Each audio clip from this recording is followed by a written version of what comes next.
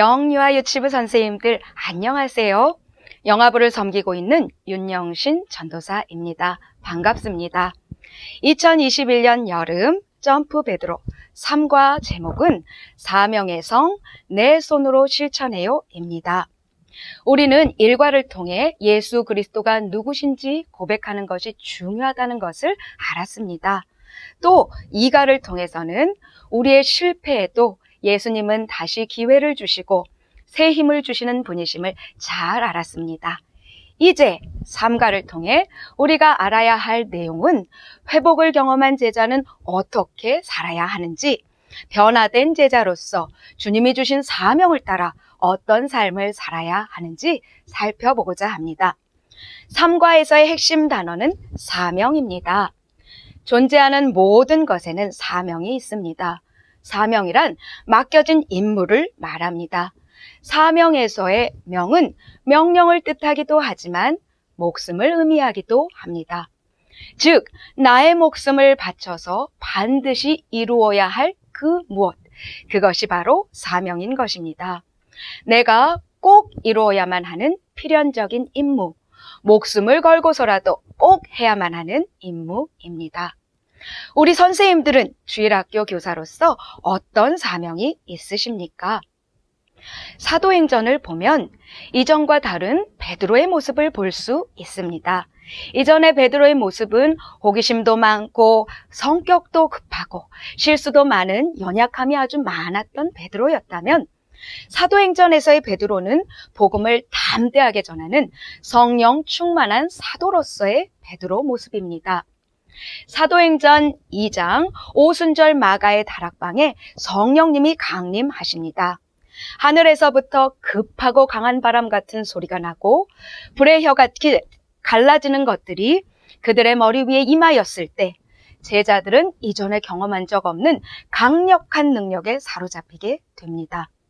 존 스토트는 이 성령 강림에 대하여 바람 같은 소리는 권능을 말하고 불과 같은 광경은 정결을 말하며 다른 방언들은 교회의 보편성을 상징한다고 말합니다. 성령의 강한 도래는 새로운 시대의 시작을 알리는 교회사적 중대한 사건이었습니다. 이 순간 하나님의 영에 강하게 사로잡힌 베드로는 성령의 말하게 하심을 따라 회중을 향하여 말씀을 선포하기 시작합니다. 사도행전 2장에 나오는 베드로의 설교는 800년 전 선지자 요엘의 예언이 성취되었음을 선언하며 시작됩니다. 내가 내 영을 모든 육체에 부어주리니, 여기서 부어주다라는 말은 마치 맹렬한 열대성 폭우가 막 쏟아지는 것 같은 모습을 나타내며 성령의 부으심이 이와 같이 폭우와 같이 부어진다는 것을 나타내고 있습니다. 베드로는 이어 다윗의 예언을 인용하면서 메시아 대신 예수 그리스도의 죽으심과 사망의 권세를 이기시고 다시 살아나심과 하늘 보좌로 승천하심을 말하며 예수님이 바로 주와 그리스도 되심을 선포합니다. 베드로는 이 선포를 통하여 유대인들에게 결단력 있는 회개와 믿음을 촉구합니다. 이 패역한 세대에서 구원을 받으라 외치는 베드로의 강력한 복음 선포 앞에 3,000명이나 되는 많은 사람들이 주 앞에 돌아오는 위대한 역사가 일어나게 됩니다. 그뿐만 아니라 그리스도를 구주로 고백하며 그의 죽으심과 부활과 다시 오심을 믿음으로 고백하는 성령의 공동체, 바로 교회가 탄생하게 됩니다. 베드로를 향해 물고기 잡는 어부가 아닌 사람 낚는 어부가 되게 하리라 하셨던 주님의 첫 부르심이 성취되는 순간입니다. 빌립보 가이사랴에서 그 신앙의 고백 위에 교회를 세우시라 라고 하신 그리스도의 약속이 실현되는 순간입니다. 주님의 말씀대로 성령께서 교회를 통해 메시아의 왕국을 성취해 가시는 새로운 시대가 시작된 것입니다. 이날의 사건은 제자 베드로가 그 실패로부터 회복된 이후 새로운 사명자로 도약하였음을 보여주는 사건이며, 앞으로 그를 통해 어떤 위대한 일들이 일어나게 될지 보여주는 사건입니다. 베드로의 사명은 사도행전 2장 복음 선포 사역에서 끝나지 않고 3장에서는 예수 그리스도 이름으로 못 걷게 된 일을 일으키고 10장에서는 이방 선교의 문을 여는 장본인이 되기도 합니다. 그리고 마지막 죽음의 순간에는 예수님께서 예언하신 그대로 영광스러운 죽음을 맞이하게 됩니다. 실수도 많았고 연약함도 많았던 제자 베드로, 그 베드로가 기독교 역사상 가장 위대한 제자가 됩니다. 제자 베드로의 삶을 통하여 예수님께서 우리에게 원하시는 것은 무엇일까요? 예수님은 예수 그리스도가 누구신가에 대한 우리의 고백을 원하시고 예수님의 사랑을 고백하기를 원하시며 실패해도 다시 일어나 사명을 감당하기를 원하십니다. 우리를 통해 우리의 다음 세대를 위대한 예수님의 제자들로 세우기를 예수님은 진정 원하십니다. Change up, 변화시키라. 그리스도의 이름으로 능력 있게 세상을 변화시키는 제자들을 세우는 우리 모든 교사들 되시기를 소망합니다. 자, 그럼 베드로와 함께 떠나는 믿음의 모험을 출발해 볼까요? 우리는 베드로와 함께 고백의 섬을 떠나 승리의 골짜기를 지나서 이제 사명의 성에 도착할 차례입니다. 우리의 마지막 탐험지인 사명의 성을 모험해 볼까요? 먼저 삶과 성경 본문의 말씀을 읽어야겠지요. 사도행전 2장 38절 말씀입니다. 베드로가 이르되 너희가 회개하여 각각 예수 그리스도의 이름으로 세례를 받고 죄사함을 받으라. 그리하면 성령의 선물을 받으리니. 아멘. 이 말씀을 노래로 암송하며 부를 거예요. 먼저 바이블송, 신나는 바이블송을 들어볼까요?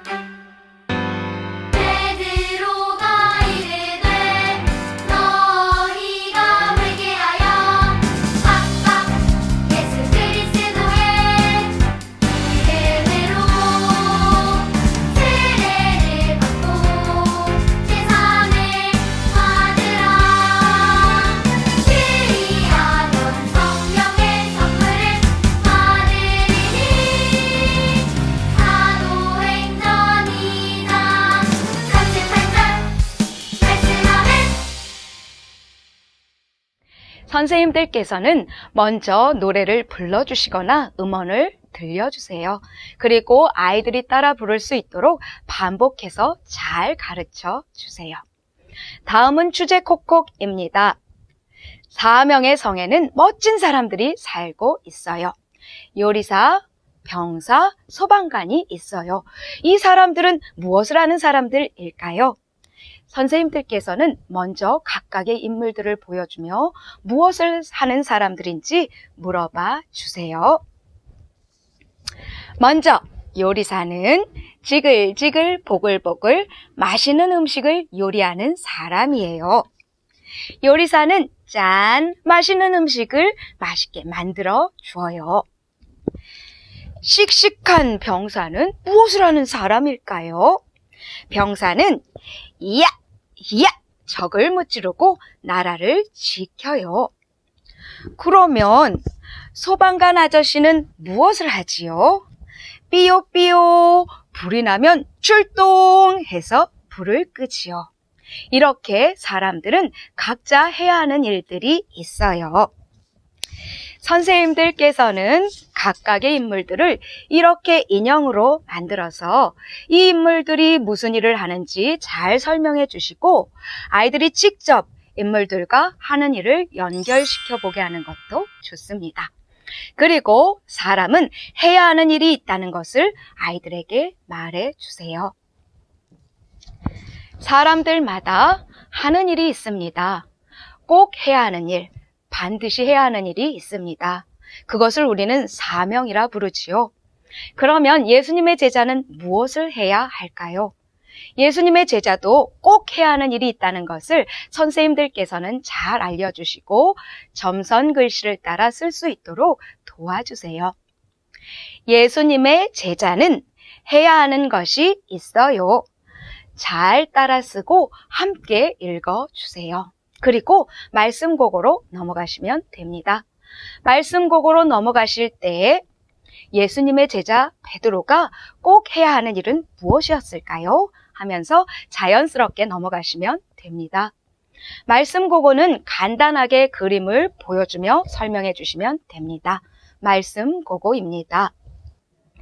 성령님께서 베드로를 찾아오셨어요. 그리고 베드로를 변화시켜 주셨죠. 베드로는 예수님을 죽인 유대인들을 향해 용감하게 복음을 전했어요. 하나님께서 예수님을 살리셨습니다. 그리고 하나님께서 예수님을 우리의 구원자와 주님이 되게 하셨습니다.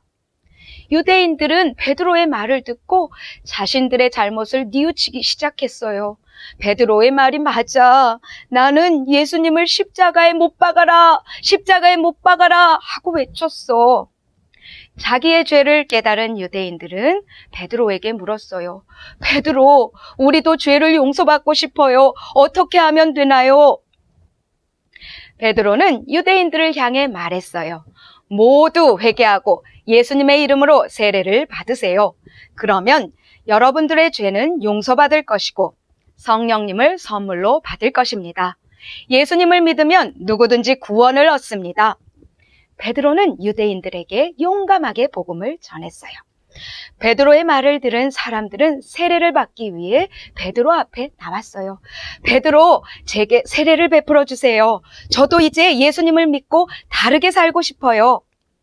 이날 예수님을 믿은 사람들이 3,000명이나 되었어요. 베드로는 이후에도 많은 사람들에게 복음을 전했고 예수님을 믿는 사람들마다 날마다 많아졌답니다. 예수님의 제자 베드로가 꼭 해야 했던 일은 예수님을 전하는 일, 복음을 전하는 일이었습니다. 예수님의 사랑으로 회복되고 변화된 베드로는 용감하게 복음을 전합니다. 선생님들께서는 변화된 제자가 해야 하는 일은 예수님을 전하는 일, 복음을 전하는 일인 것을 우리 아이들에게 잘 알려주시고 교재에 있는 점선 글씨를 따라 써주세요. 나도 베드로처럼 용기 있게 복음을 전하는 예수님의 제자가 되겠어요. 따라 쓰고 함께 읽어주세요. 다음은 실천 팡팡입니다. 제자 베드로는 용감하게 복음을 전했어요. 예수님의 작은 제자인 우리들도 예수님을 전해야 해요. 이렇게 선생님들은 말씀하시며 실천 팡팡으로 자연스럽게 넘어가 주세요. 여기 물고기 모양의 도시락이 있어요. 사랑하는 사람들에게 맛있는 도시락을 싸서 전해줄 거예요. 도시락에 밥과 반찬 스티커를 붙여볼까요? 선생님들께서는 먼저 복음 도시락에 이렇게 스티커를 하나하나 붙이며 복음의 내용을 잘 설명해 주세요. 노란 계란말이는 하나님 나라를 말해요. 하나님은 우리와 함께 하나님 나라에서 살고 싶어 하세요. 까만 콩은 죄를 말하지요. 그런데 우리는 모두 죄를 지었기 때문에 하나님 나라에 갈 수 없게 되었어요. 빨간 소세지는 예수님의 보혈, 예수님의 사랑을 말해요. 하나님께서는 우리 죄를 용서해 주시기 위해서 예수님을 이 땅에 보내주셨어요. 그리고 예수님은 우리를 사랑하셔서 십자가에 달려 죽으셨지요. 하얀 밥은 깨끗해진 우리 마음이에요. 예수님 덕분에 우리는 죄를 용서받고 마음이 깨끗해졌어요. 녹색 샐러드는 생명을 말해요. 예수님을 믿는 우리는 말씀을 읽고 실천하며 매일매일 쑥쑥 잘 자라가야 해요. 이렇게 선생님들은 잘 말씀해 주시고 도시락을 만들어 주세요. 반찬을 붙이는 순서도 중요합니다. 물고기 볶음 도시락이 완성되었어요. 다 완성된 도시락을 보여주시며 아이들이 직접 도시락을 만들어 볼 수 있도록 도와주세요. 그리고 어린이들이 복음의 내용을 잘 이해하고 말로 표현할 수 있도록 지도해 주세요. 다 완성된 도시락은 사랑하는 친구들에게 전하며 복음을 잘 전할 수 있도록 해주시고 예수님의 제자는 용기 있게 복음을 전해야 한단다라고 한 번 더 가르쳐 주세요. 소그룹은 선생님들께서 기도하고 마치시면 됩니다. 가정용 교재를 간단히 설명해 드리겠습니다. 변화된 베드로가 성령을 받고 용감하게 복음을 전하는 그림입니다. 가정에서 예쁘게 색칠해 주시고 부모님께서는 예수님의 제자가 무엇을 해야 하는지 그림을 보면서 다시 한번 설명해 주세요. 자, 색칠을 다한 짠 완성된 그림입니다. 성경 필사입니다. 3과 사도행전 2장 38절 말씀을 필사합니다. 글씨를 쓸 수 있는 어린이들은 직접 점선 글씨를 따라 쓸 수 있도록 해주시고 다 쓴 후에 부모님과 함께 큰 소리로 읽어주세요. 아직 글씨를 쓸 수 없는 어린이들은 부모님께서 천천히 읽어주시고 따라 읽도록 도와주세요. 하나님의 말씀이 우리 어린이들의 마음에 잘 새겨지기를 바랍니다. 이것으로 여름교재 3과 설명을 마칩니다. 이번 2021년 여름 사랑하는 영유아 유치부 어린이들이 베드로와 같은 예수님의 작은 제자들로 온전히 세워지기를 바라며 하나님께서 우리 선생님들을 귀한 멋진 도구로 사용하시길 소망합니다. 우리 선생님들 화이팅입니다. 자, 기도로 마치겠습니다. 기도하겠습니다. 하나님 아버지, 이 힘든 코로나 속에서도 여름 사역을 할 수 있게 해주셔서 감사합니다. 코로나로 인하여 움츠러졌던 우리들이 이번 여름 사역을 통하여 다시 회복되고 새 힘을 얻는 시간 되게 해주세요.